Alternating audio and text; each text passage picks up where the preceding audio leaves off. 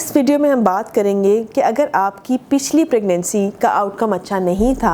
यानी अगर आपकी पिछली प्रेगनेंसी में माँ के पेट के अंदर ही बच्चे की डेथ हो गई थी तो और आप दोबारा से प्रेग्नेंट हैं, तो फिर हमें कौन से टेस्ट करवाने चाहिए और उस प्रेगनेंसी को लेकर कैसे चलना चाहिए। ये बेसिकली कंटिन्यूटी है, ये पार्ट 2 है उसी वीडियो का जो हमने पहले बनवाई थी, जिसमें हमने माँ के पेट में बच्चे की डेथ की वजूहात को डिस्कस किया था। तो उसकी कंटिन्यूटी में हमने इसको बनाया है। अगर आपने इसका पार्ट 1 नहीं देखा तो प्लीज़ पहले पार्ट 1 देखिए ताकि और उसके बाद पार्ट 2 को इन कंटिन्यूटी इसको देख लीजिए।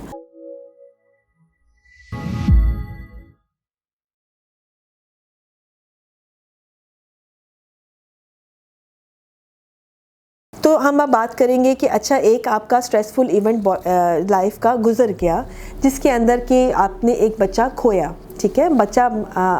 ठीक चल रहा था और ऑल ऑफ अ सडन जब अल्ट्रासाउंड करवाया तो हमें पता चला कि बच्चे की डेथ हो चुकी है। उसके जो भी रीज़न्स थे वो हमने डिस्कस किए। अब हम बात करेंगे, अब आपकी एक नई प्रेगनेंसी स्टार्ट हो गई है। अब ये प्रेगनेंसी बहुत स्ट्रेसफुल होती है माँ बाप के लिए भी और डॉक्टर के लिए भी, क्योंकि अक्सर केसेस में ये देखा गया है कि हमें कोई भी रीज़न नहीं मिल रहा होता और हम लोग बहुत सारे टेस्ट उस वक्त भी करवाए होते हैं और इस वक्त भी करवाते हैं देखने के लिए कि अच्छा इस प्रेगनेंसी में क्या प्रॉब्लम है। एक बात याद रखिएगा, अमूमन ज़्यादा यानी समझने वाली बात ये है कि ये देखा गया है कि अगर एक प्रेगनेंसी में मिसहैप हो गया है तो ज़रूरी नहीं कि दूसरी प्रेगनेंसी में भी वो प्रॉब्लम आए। अगर तो वो प्रेगनेंसी हमारे पास पहले वाली गुजरी हो और वो अच्छी तरह से उसमें इन्वेस्टिगेशंस हुई हो, जैसे कि हमने देखा कि ब्लड प्रेशर भी नहीं था, कोई क्रॉनिक डिजीज़ नहीं थी, शुगर का मर्ज़ भी नहीं था पेशेंट को और उसके टेस्ट हुए थे, तो उस सूरत हाल में तो हम इसको फिर कहते हैं कि अच्छा इडियोपैथिक का रीज़न नहीं पता था।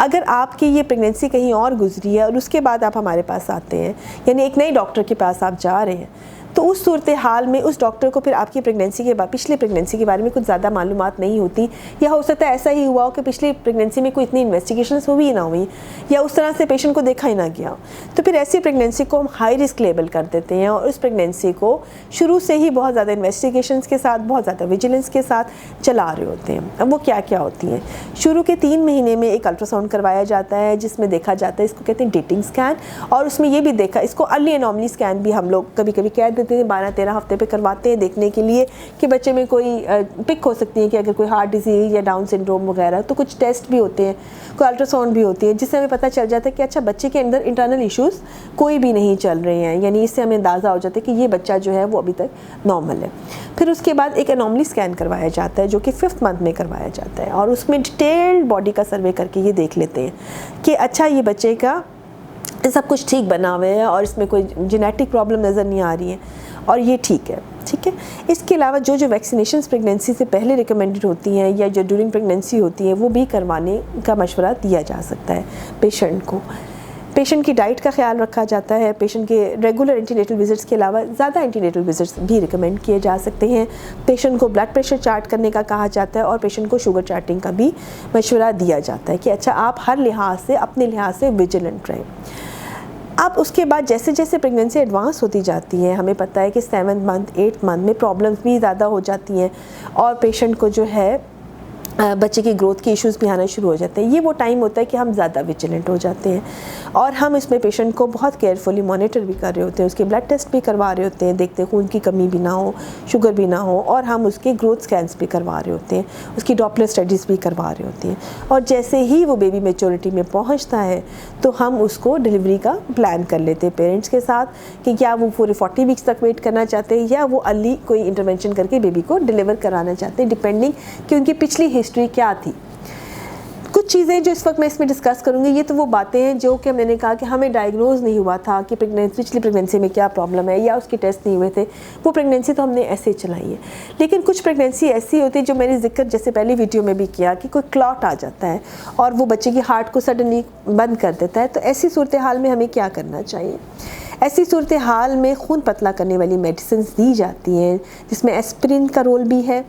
और जिसमें क्लेक्सन का रोल भी है। क्लेक्सन भी खून पतला करने वाले इंजेक्शन्स होते हैं जो इन पेशेंट्स में लाइफ सेविंग होते हैं और बहुत दफ़ा ऐसा देखा गया है कि जिन लोगों में रिपीटेड मिसकैरेजेस होते हैं, जिनके बच्चे सर्वाइव नहीं करते, जिनके बच्चों की डेथ हो जाती है, उनमें कुछ ऐसे सिंड्रोम्स होते हैं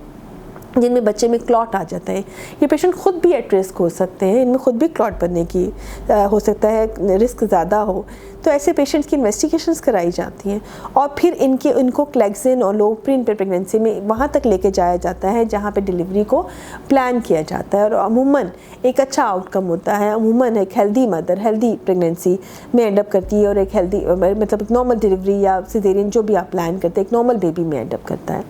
ऐसी सिचुएशन में एक और भी चीज़ अहम है कि जहाँ पर भी आप ये डिलीवरी प्लान करते हैं वहाँ पे न्यूनेटल सर्विसेज अच्छी हों, बच्चों का डॉक्टर भी मौजूद हो, ताकि ये बच्चे जो हम डिलीवर कराते हैं वो हम इमीडिएटली उनको हैंड ओवर कर दीजिए। इतना बहुत सा ख्याल रखिए। अगर आप इस सिलसिले से गुजरे हैं तो परेशान मत होइए। इसमें याद रखने वाली बात यह है कि अगर एक बैड इवेंट हो गया है तो मोस्ट ऑफ़ द टाइम वो दोबारा नहीं होता। अमूमन जब ऐसा हो